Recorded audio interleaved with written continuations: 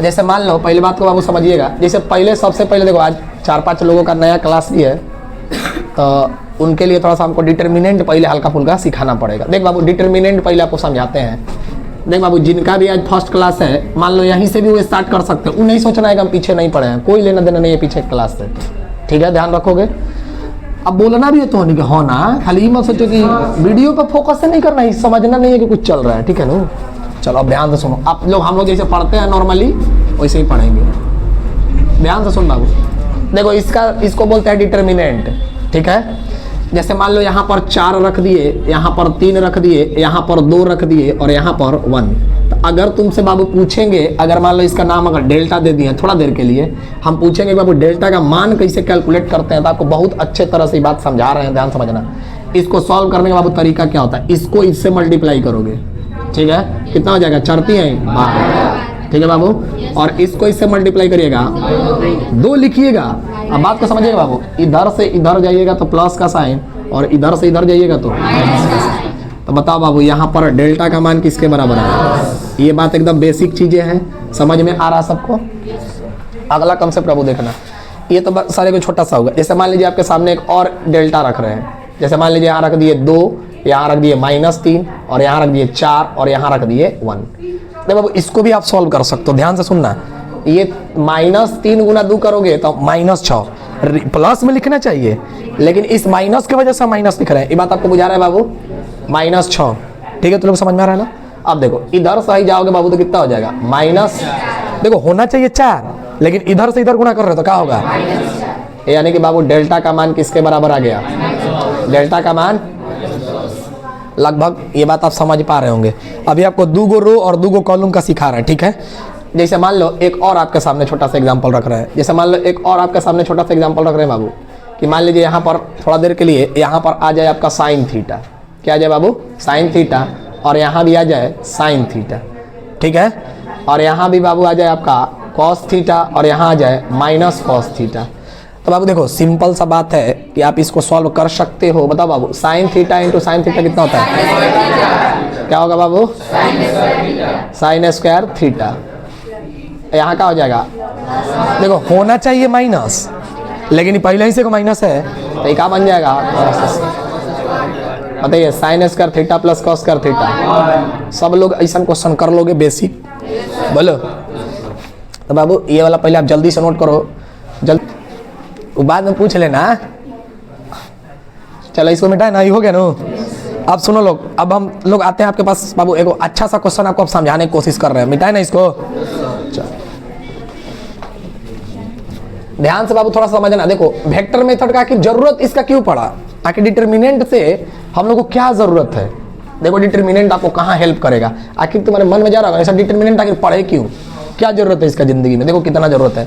जैसे मान लो बाबू तुम्हारे को हम एक समीकरण दिया, आप 10 क्लास में ऐसा समीकरण को एकदम सॉल्व करना एकदम खटाखट सीखे होंगे, याद करिए। जैसे मान लीजिए यहाँ पर हम दे दिए x माइनस वाई बराबर 4। अगर इसका बाबू हम सबसे आपका पूछेंगे कि x और y का मान बताइए, तो सब लोग सॉल्व कर सकते हो, नहीं कर सकते भाई।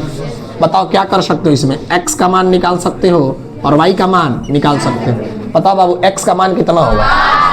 देखो आपको इस तरह का कभी भी सॉल्यूशन मिले तो आप सॉल्व करना जानते हो। 10 क्लास में 3 मेथड से आप सॉल्व किए थे, याद आ रहा है। एक होता था विलोपन, एक होता था प्रतिस्थापन, और एक होता था ब्रज गुणन। नहीं सर हम लोग किसी से सॉल्व करेंगे लेकिन आंसर सेम आता था, तो सर x का मान यहाँ से 5 आ जाएगा, y का मान 1। ये बाबू आप बहुत पहले जानते हो, लेकिन हम इस बात को आपको डिटर्मिनेंट से भी सॉल्व करके दिखाएंगे कि हम इससे 5 और 1 ला सकते हैं। बात बुझा रहा है सर। आखिर वो डिटर्मिनेंट का तरीका क्या होगा। जैसे मान लो ये तो सॉल्यूशन तुम कर सकते थे, तेज आदमी हो लोग। जैसे मान लो ऐसा लिख दें कि x + y + z = 5, ठीक है बाबू। फिर लिख दिए x - y + 3z = 2, ठीक है। एक और समीकरण लिख दिए -x + 3y - 2z बराबर लिख दिए 8। मान लो ये समीकरण दे दिए और बाबू हम तुमसे पूछे कि x, y और z का मान निकालो, तो आपका हालत खराब हो जाएगा, नहीं हो जाएगा। आप इसको आप कैसे सॉल्व करोगे, नॉर्मली तो होगा नहीं। तो देख बाबू 2 इक्वेशन सॉल्व करना आसान था, मतलब इस मेथड से, विलोपन से या प्रतिस्थापन से या फिर ब्रज गुणन से। लेकिन समस्या तब जाके खड़ा हुआ जब हम लोग के सामने 3 गो वाला आ गया। हो सकता है सर कभी कभी 4 गो वाला आ जाए, तब हम क्या करेंगे, तो परेशान हो जाएंगे। तो उसी को बाबू हटाने के लिए हम लोग डिटर्मिनेंट मेथड का प्रयोग करते हैं कि डिटर्मिनेंट मेथड से भी हम लोग एक्स वाई जेड का मान निकाल सकते हैं। यही एग्जांपल से हम आपको ये वाला आप सॉल्व करोगे तो इसको ये मिलेगा। हम आपको एक और तरीका बता रहे हैं कि डिटर्मिनेंट से भी हम लोग सॉल्व कर देंगे तो सर यहीं आ जाएगा। बात बुझा रहा है? देखो बाबू कैसे आपको हम समझाते हैं कि इसको हम डिटर्मिनेंट मेथड से कैसे सॉल्व कर सकते हैं। ध्यान देना सब लोग कि सर इसको डिटर्मिनेंट से कैसे सॉल्व होगा। देख बाबू ध्यान समझना लोग कि हाई जो समीकरण लिखा है ना, इसको पहले हम लोग लिखना सीखेंगे कि डिटर्मिनेंट में कैसे लिखते हैं। ध्यान समझना, एक बाबू होता है डिटर्मिनेंट में डेल्टा, ठीक है, एक कौन होता है डेल्टा, और एक होता है बाबू डेल्टा एक्स। दिखाई दे रहा है? अब ध्यान से सुना लो, कैसे जानते हो, इधर हम ऐसे रहेंगे तब नहीं लिख पाएंगे, उधर से उल्टा पड़ता है लिखने में। अब ध्यान से सुन बाबू, दिखाई दे रहा है ना सबको? अब सुनना लो कि डेल्टा पहले हम लोग लिखना सीखेंगे, और एक बार बाबू डेल्टा एक्स और एक बार डेल्टा वाई। देखो हम लिखना सिखा रहे हैं आपको कि डेल्टा एक्स कैसे लिखेंगे, डेल्टा वाई कैसे लिखेंगे। देख बाबू डेल्टा एक्स हम लोग जैसे मान लो आपको एक छोटा सा हम एक जनरल समीकरण लिख के दे देते हैं, ठीक है ना। जैसे जनरल समीकरण ऐसा लिख दिए a1x प्लस b1y अब प्लस c1 z लिखो, चाहे c1 लिख दो, बराबर 0। ये एक क्वाड्रेटिक या एक मतलब लीनियर समीकरण का एक बेसिक फॉर्म है। इसको रख दिए 1 और इसको बाबू a2x plus b2y plus c2 किसके बराबर हो जाएगा, 0 के। मतलब यहाँ से हम एक आपको कंसेप्ट निकाल के दे रहे हैं कि देख बाबू यही कंसेप्ट आपको दिमाग में रखना है। ध्यान समझना सर ये क्या कंसेप्ट है, ध्यान से सुनना लोग। इसी में हम लोग बाबू सीखेंगे कि डेल्टा एक्स कैसे लिखते हैं, डेल्टा कैसे लिखते हैं और डेल्टा वाई कैसे लिखते हैं। देखो ये जो एक्स के बगल में है वो a1 a2 है, y के बगल में है b1 b2, और z के मतलब z तो है नहीं ना यहाँ पर, अकेले है। अच्छा देखो भाई उसी फॉर्मेट का समीकरण है कि नहीं है, देखो इसको बड़ा देखिए है कि नहीं बाबू। तो अब देखो आप यहाँ से अगर आपको कभी डेल्टा लिखना होगा, क्या लिखना होगा, डेल्टा, तो आप कुछ नहीं करोगे, ध्यान से समझना। ये x वाला एलिमेंट और y वाला एलिमेंट को एकदम कॉपी पेस्ट कर देना है। जैसे x वाला एलिमेंट कौन है, a1 a2, और y वाला कौन है, b1 b2। ये सर आप डेल्टा लिख दोगे, हर क्वेश्चन में यही होगा, ठीक है। डेल्टा लिखना सीख गए। x के कोफिशिएंट को एक लाइन में और y के कोफिशिएंट को एक लाइन में लिख दोगे तो वहीं क्या हो जाएगा, डेल्टा। बात आपको बुझा गया बाबू? अब देखो लो डेल्टा x क्या होता है, पहले बात को समझना। डेल्टा है लेकिन इसके साथ कौन लगा है, x। तो x वाला लाइनवा को इसमें नहीं रखोगे, आपकी बात दे रहा है। x वाला लाइनवा को हाई वाला रखोगे जो अकेले है। कौन है बाबू, अकेले है, तो यहाँ क्या रखोगे, c1 c2, और हाई जो है वो है b1 b2। मतलब डेल्टा में हम चेंज कहाँ किए, x के जगह पे चेंज किए, किसको चेंज किए, c1 c2 जो अकेले था। बात आपको बुझा गया? अब कितने ऐसे लोग हैं बाबू जो बता सकते हैं कि डेल्टा वाई में आपको उसी तरह से सोच के बताना है कि बताओ किस में चेंज किया जाएगा, एक्स में कि वाई में? वाई में किसको कर देना है, वाई में क्या कर देना है, और यहाँ पर a1 ये बात बाबू आप लोग सब लोग लिख दोगे कि नहीं लिख दोगे? जैसे मान लो 3 गो वाला रहता तो वैसे ही होता है नॉर्मली। बात बुझा रहा है? 3 गो वाला भी आपको अलग से लिखवा देंगे। ये बात आपको दिमाग में बैठ गया सबको? और बोलो देखो ये वाला डेल्टा के अंदर में ये वाला और ये वाला जाएगा, याद हो गया? डेल्टा के अंदर में कौन कौन जाएगा, जो x और y वाला होगा, ठीक है। अच्छा डेल्टा x के अंदर कौन जाएगा, x के जगह पे हाई वाला जाएगा, और y जो है वही, ठीक है। और बोलो अच्छा y वाला में जगह डेल्टा y लिख रहे हो तो y खाली नाम है लेकिन y को इसमें लिखना, y की जगह उसको चेंज करना है। और बात आपको बुझाया? और यहीं से तीनों आप सॉल्व नहीं करना जानते हो। यहाँ से अगर बाबू आपको x निकालना होगा तो आप कुछ मत करना, डेल्टा x में डेल्टा से डिवाइड दे दोगे तो क्या मिल जाएगा, x मिल जाएगा। और y निकालना होगा तो डेल्टा y में y से डेल्टा y में डेल्टा से भाग दे दोगे, किससे बाबू, तो क्या मिल जाएगा, y। बात आपको बुझाया? अब इसी चीज को बाबू देखो यहाँ पर लागू करके देख रहे हैं। अभी आपको लग रहा होगा सर इतना बार बार इतना लिखना पड़ेगा, नहीं लिखना है भाई। देखो आई देखो हम लोग, आप बताओ यहाँ पर हमको डेल्टा लिखना है तो कितने लोग हैं जो बता सकते हैं यहाँ क्या रखाएगा, यहाँ क्या रखाएगा, यहाँ क्या रखाएगा? देखो यहाँ 1 रखाएगा, 1 1 1। बोलो कितना आसान है रखना, है कि नहीं है? अच्छा डेल्टा एक्स रखना नहीं आसान है, बताओ डेल्टा एक्स कैसे रखोगे, बताओ x के जगह में हाई वाला लाइन में कौन रखाएगा 6 4, लेकिन इसको इधर बदल लेना है -6 बुझाए कैसे, और यहाँ पर 1 हो गया बाबू। अब उसी तरह देखिए डेल्टा वाई को अगर हम आपको बोलेंगे तो आप लिख दोगे कि नहीं लिख दोगे, तो वाई में कौन होगा -6 यहाँ पर नहीं। अब बताओ तुम लोग विद्वान नहीं होगी सर, डेल्टा का मान निकालना था सर, एक लाइन का खेल है, बताओ कितना होगा, करो गुणा -1 यानी कि डेल्टा का वैल्यू -2, और बोलिए अब बताओ डेल्टा x का मान देखो 6 हो जाएगा बाबू, 6 हाई माइनस मैंने प्लस हो जाएगा, तो ये कितना हो जाएगा डेल्टा x 10। अरे हाँ या ना तो बोलो। अब बताओ डेल्टा y आप देखो -4 +6 कितना हो जाएगा, -4 +6 सर हो जाएगा 2। देखो आप डेल्टा भी निकाल चुके हो, डेल्टा x भी निकाल चुके हो और डेल्टा, लेकिन सर हमको तो x और y का मान निकालना है। x का मान निकालने के लिए आपको क्या करना होता है, डेल्टा x बटा में डेल्टा, बोलो अब बताओ डेल्टा x का मान अभी निकाले हो, डेल्टा x का वैल्यू 10 और डेल्टा का वैल्यू कहीं गड़बड़ कहा हो गया रे,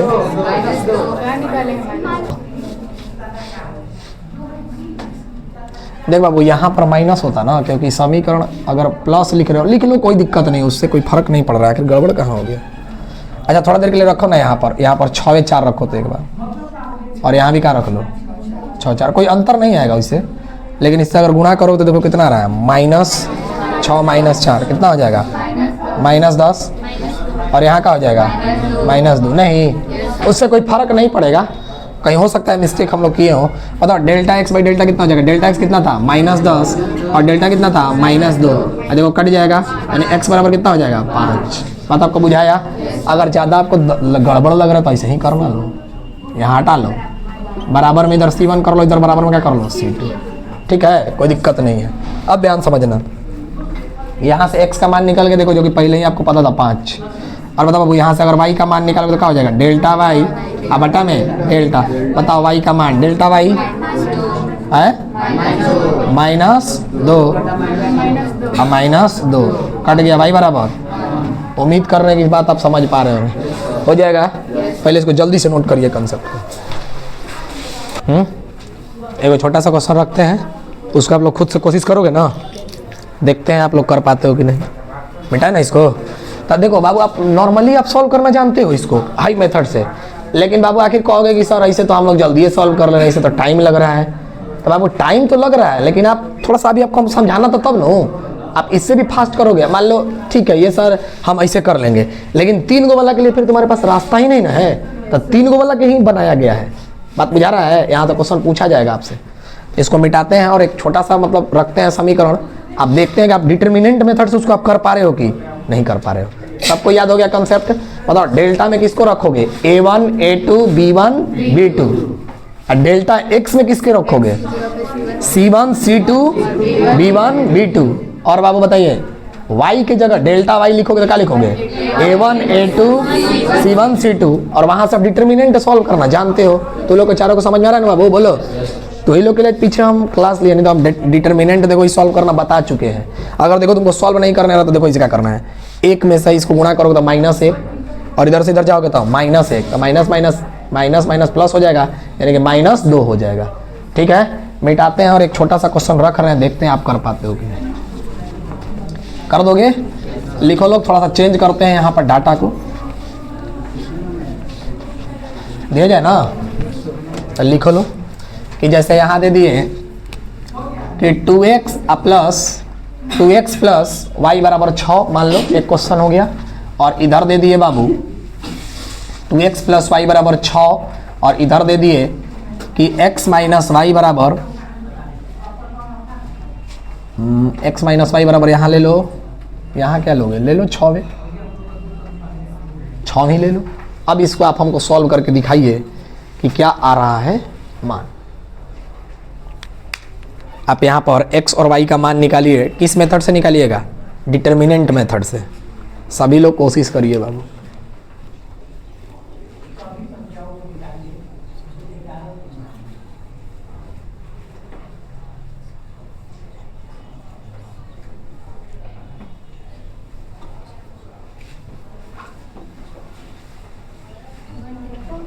ओके बाबू, तो देखो टाइम नहीं लगेगा अगर आपको थोड़ा सा बेसिक आपको आता है डिटरमिनेंट सॉल्व करने। तो देख बाबू हम समझा रहे हैं, जो लोग बना लिए बहुत बढ़िया बात है, जो नहीं बना पा रहे थोड़ा सा देखे इधर। मतलब अब डायरेक्ट हम डेल्टा लिख सकते हैं कि नहीं? अब रोज रोज हम लोग को इसे करना है, थोड़े लिखो सर 2 1 और यहाँ 1 और -1। बताओ यहाँ से डेल्टा डायरेक्ट सॉल्व ही कर लो। बताओ डेल्टा का मान कितना हो जाएगा? -2 और -1, यानी कि डेल्टा का मान -3। बात आपको बाबू बुझा गया?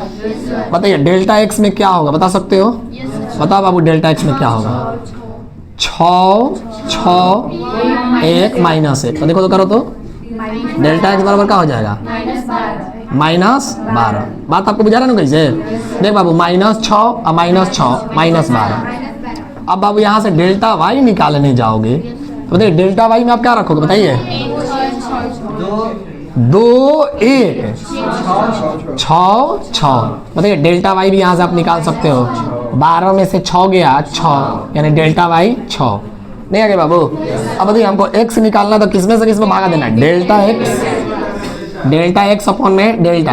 बताइए x बराबर क्या हो जाएगा? डेल्टा x कितना है? -12 माइनस कट गया 12/3 कितना हो जाएगा? 4। ये सब आप बहुत बढ़िया से जानते हो करना। y बराबर क्या हो जाएगा? डेल्टा y बटा में डेल्टा। बताओ y बराबर कितना हो जाएगा? डेल्टा y का मान कितना है? 6। डेल्टा y का मान 6। सर डेल्टा का मान तो कितना हो जाएगा? y बराबर यानी x का मान 4 और y का मान।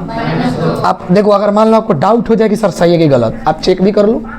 तो देखो चेक करोगे तो 4 दूनी का 8, 8 में से 3 दूनी का 6, 8 में से गड़बड़ का हो गया?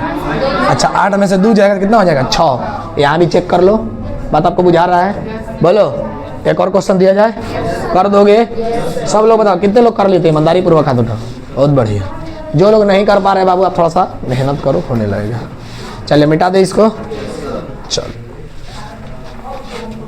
चलो मिटा दे ना। पता चला कि चमक गया तो लोग और दिक्कतें ना होगा, आखिर वही लोग मेहनत हो रहा है। चलो मिटा देना।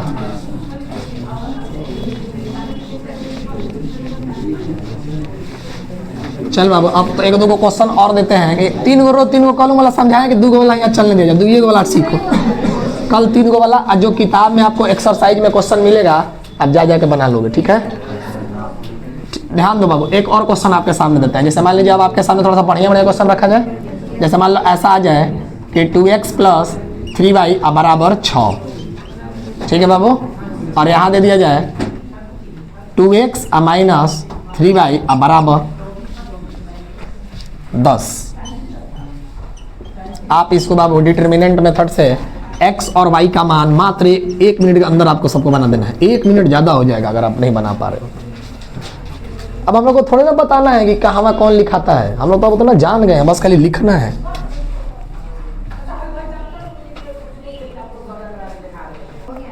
ओके बाबू देखो 1 मिनट नहीं लगा, कितने लोग बना लिए? बहुत बढ़िया। चलिए जल्दी जल्दी देखो बाबू, खाली डिटरमिनेंट आप सॉल्व करना सीख गए होंगे तो इसमें टाइम नहीं लग रहा होगा। अब आपको डिटरमिनेंट नहीं सॉल्व करने आ रहा होगा तो बाबू देखो इसमें तुम्हारा गलती है, मेरा नहीं है। हो गया ना? चलिए देखो हम भी कर देते हैं भाई, जो लोग नहीं कर पा रहे हैं। बताओ डेल्टा अगर हमको बाबू लिखना है तो डेल्टा में तो सर कुछ करना ही नहीं है, सीधा सीधा इसको उठाएंगे 2, इसको उठाएंगे 2, इसको उठा लेंगे 3 और इसको उठा लेंगे -3। देखो मल्टीप्लाई कर दो तो डेल्टा का मान आपको डायरेक्ट मिल जाएगा -6 -6 कितना हो जाएगा? -12। यानी कि डेल्टा का सर तो मान कितना आ गया? -12। डेल्टा x बाबू आपको लिखना है तो बताइए क्या लिखिएगा? x की जगह पे कौन लिखिएगा? 6 और 10 को। अब y के जगह पे 3 और -3। आप बाबू यहाँ से डेल्टा x भी निकाल सकते हो, बता दीजिए। -18 ये जगह -18 प्लस -30, -18 -30 -48 इतना बात आप डायरेक्ट करिए। डेल्टा वाई सर अगर हमको निकालना है तो डेल्टा वाई के लिए तो सर कुछ करना ही नहीं है, बताइए। 2 2 6 10। अब आप देखो यहाँ से 10 दूनी का 20, 20 में से 12 गया 8, यानी डेल्टा वाई किसके बराबर हो गया? 8 के। डेल्टा वाई किसके बराबर हो गया? 8 के। अब बताओ यहाँ से x निकालना है तो क्या करोगे?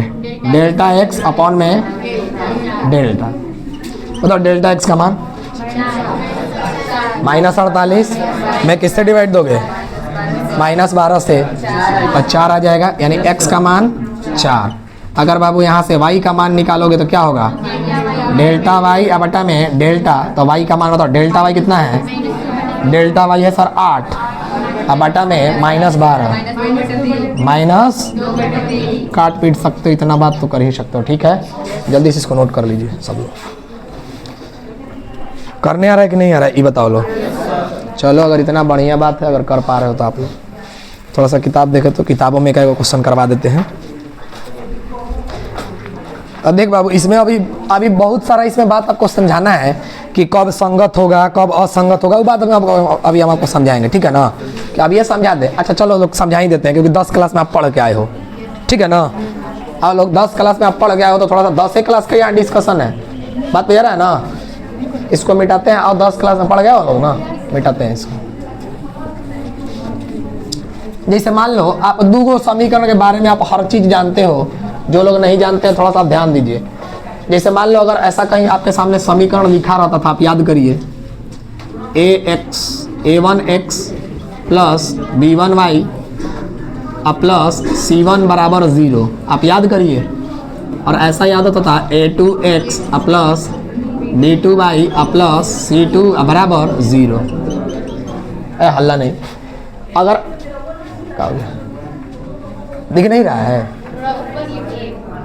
अच्छा ऊपर लिख दे। तो चलो थोड़ा सा इधर उधर से मैनेज कर लो, इधर उधर झाँक दे। अब तो हनिए के तंग करेगा तो कैसे होगा, लास्ट में हमको फिर हटा के पढ़ाना पड़ जाएगा। हटाओ ये सब नहीं चाहते हो तो नहीं कि भाई बहन जब सब पढ़ता है उनके ठीक हो जाए, तो थोड़ा सा कोऑपरेट करो। अब ध्यान से समझो, ऐसा बाबू अगर आपको समीकरण ऑफिस में रख दीजिए, ऑफिस में रख दीजिए। अब जैसे मान लो बाबू यहाँ पर कि अगर A1 है, A2 है, B1 है, B2 है, C1 है, आप लोग देखो 10 क्लास में बहुत बेसिक चीज़ आप पढ़ के आए हो बाबू, ध्यान दीजिएगा थोड़ा सा। कि सर हम लोग जानते हैं कि यहाँ हम लोग 3 कंडीशन पढ़ते थे। एक होता था बाबू A1 बाई, देखो अभी हम डिस्कस नहीं करने जाएंगे, ये आपका ग्राफ का पार्ट है, ग्राफ में आप ऐसा पढ़े होंगे। A1 बाई A2 सर अगर B1 बाई B2 के बराबर नहीं होता था, एक कंडीशन ये हो रहा था। एक कंडीशन बाबू ये होता था, दूसरा कंडीशन ये होता था A1 बाई A2 बराबर B1 बाई B2 बराबर C1 बाई C2। एक ऐसा कंडीशन आप पढ़े होंगे। और एक बाबू तीसरा कंडीशन पढ़े होंगे A1 बाई A2 बराबर B1 by B2 is not equal to C1 by C2। तो बाबू ये लिखवाना नहीं चाहिए था हमको, लेकिन आपको इसलिए लिखवा रहे हैं कि आप यहीं से कर लेना, जो चीज़ें आपको पहले ही से पता है उसमें हम ज़्यादा उलझाएंगे नहीं। अब देख बाबू, इसका जब भी आप ग्राफ पढ़ते होंगे तो इसका जब भी आप ग्राफ खींचते थे तो ऐसा आता था प्रतिच्छेदी।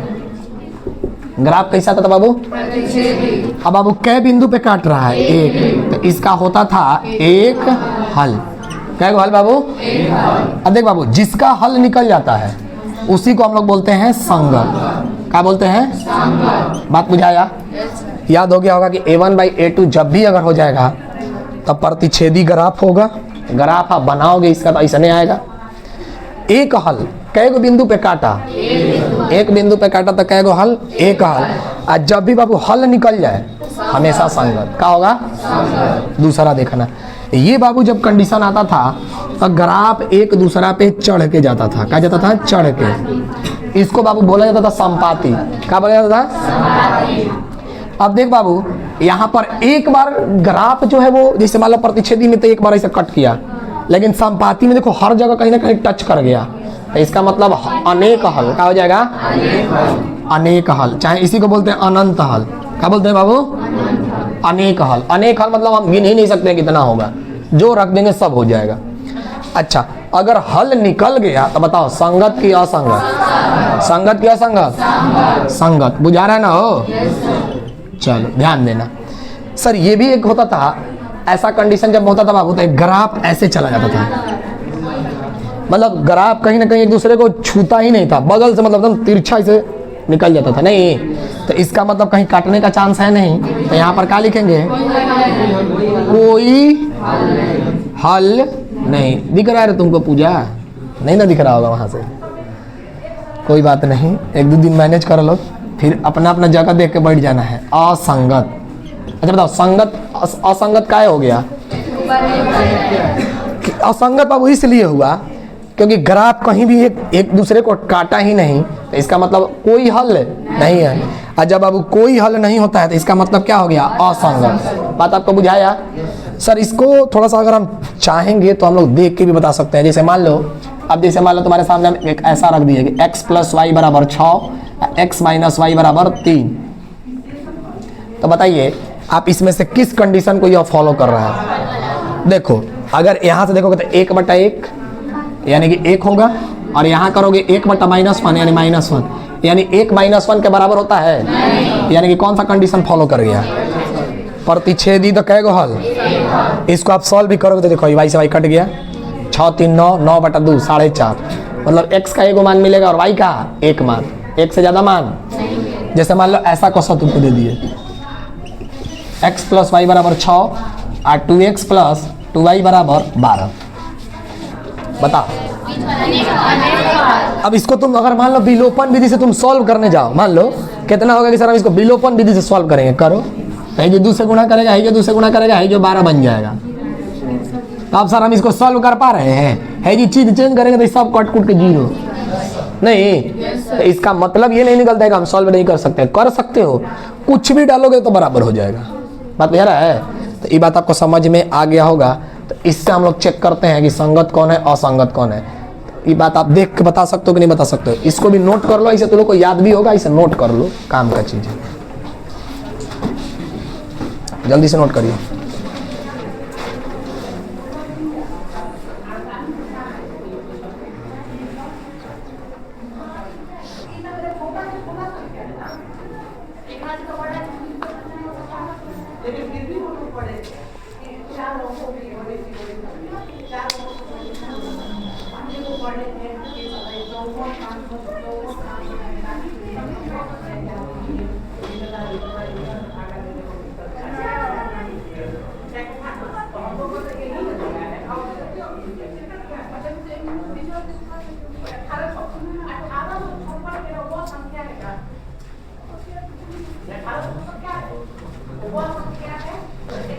देख ना है बाबू, तनी जा तो ऑफिस में मनु देख तो ऑफिस में रखे होंगे पेपर वाले, लेके आओ ना तो सब देख लेगा।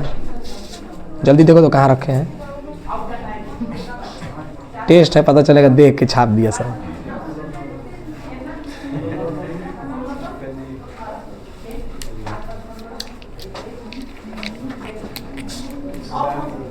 मिल गया ना, कोई था नहीं ना उसमें।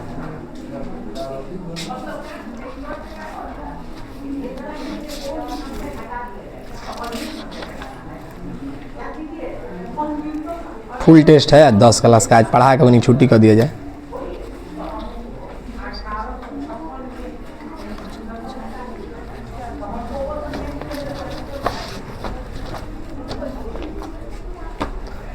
तो वो लोग का बायोलॉजी का टेस्ट है ना आज, कै बजे से? अब ये है बायोलॉजी का 10:30 से, क्लास के ख़त्म होने के बाद है। ठीक है, तब तो बढ़िया है। चलो अब एक क्वेश्चन हम देते हैं ताकि हमको पता चल जाएगा आपको हम पढ़ाए हैं जो वो सार्थक हो गया आज का हमारा पढ़ा रहे हो। ठीक है, सॉल्व तो आप नॉर्मली भी करते हो, लेकिन आपको किससे सॉल्व करके दिखाना है? डिटरमिनेंट मेथड से। एक क्वेश्चन दे रहे हैं बाबू, आप लोग सब लोग अपना अपना खुद से बनाइएगा। ठीक है, ये हम सॉल्व नहीं करेंगे, डायरेक्ट आंसर लिख देंगे। इसको मिटाए ना, अगला छाप लियो सब लोग।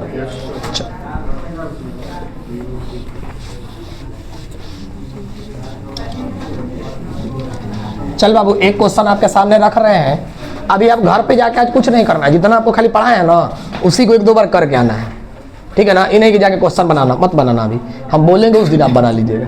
जैसे मान लीजिए आपके सामने बाबू एक क्वेश्चन रख रहे हैं कि 2x + 3y = 5, 2x + 3y = 5, और यहाँ -2x + y = 4।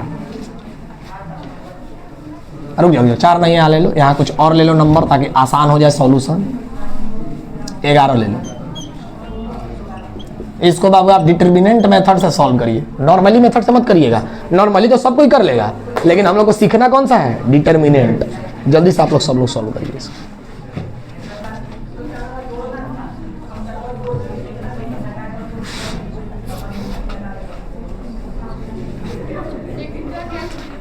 ओके बाबू, बताइए कितना रहा आंसर? बोले बाबू, x बराबर कितना आया? -7/2। अच्छा, अब y बराबर 4। आप चेक भी कर सकते हो, यही आ रहा होगा। अब देखो बेसिक मेथड से मत बनाना कि सर, अब देखो एग्जाम में अगर मान लो तुम बैठे हो तो देखो एग्जाम में तुम बैठे हो तो ऐसा बना सकते हो काट के, लेकिन अगर ये 1 नंबर में पूछेगा तब नो, लेकिन ये क्वेश्चन आपसे नहीं पूछेगा। आपसे जो पूछेगा वो 3 गो रो 3 गो कॉलम वाला पूछेगा, बड़ा बड़ा सॉल्यूशन पूछेगा, तो उसके लिए ये फेल हो जाता है नॉर्मल मेथड। इस वजह से हम लोग को डिटर्मिनेंट सीखना एकदम जरूरी है। अभी तो 2 गो वाला के लिखवाए, कल हम आप लोगों को 3 गो वाला के लिखवाएंगे। 2 क्वेश्चन हम आपको घर के लिए देते हैं, आप घर से करके लाना। एक बाबू ये, और जो लोग मान लो ऑनलाइन में है वो अपन कमेंट कर देना कि हाँ सर इतना आ रहा है कि नहीं आ रहा है। अब ये में हम ज़्यादा बोल नहीं पा रहे हैं, चलो इसको लिख लो कि x + 3y बराबर 5। तू लोग भी देख सकते हो -x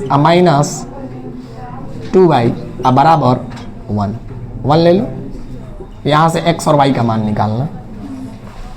एक बाबू और आपके लिए क्वेश्चन रख देते हैं, एक ये वाला क्वेश्चन रख दिए, x + 2y बराबर -6, और एक रख देते हैं -x + 3y बराबर 1।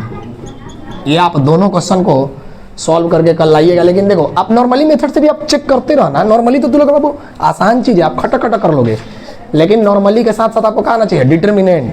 क्योंकि 2 गो वाला आप सॉल्व कर पा रहे हो, लेकिन जैसे ही हम आपके सामने 3 गो रखेंगे, जैसे मान लो तुम्हारे सामने ऐसा समीकरण रख दिए x + y + z बराबर 6, x - y + 2z बराबर 12 और 3x - y + 9z बराबर 32। अब बताओ इसको कैसे सॉल्व करोगे? तो नॉर्मल मेथड से तो होगा नहीं ना। अब तुम यहाँ अगर सोचोगे कि सर ऐसे ऐसे काटते थे काट दे, तो यहाँ तो आप फेल कर जाओगे ना। तो इसी वजह से बाबू आपको पहले 2 गो रो 2 गो कॉलम का बढ़िया तरह से डिटर्मिनेंट आना चाहिए। कल हम लोग इसके आगे 3 गो रो और 3 गो कॉलम का डिटर्मिनेंट मेथड स्टार्ट कीजिएगा, ठीक है? आज के लिए तो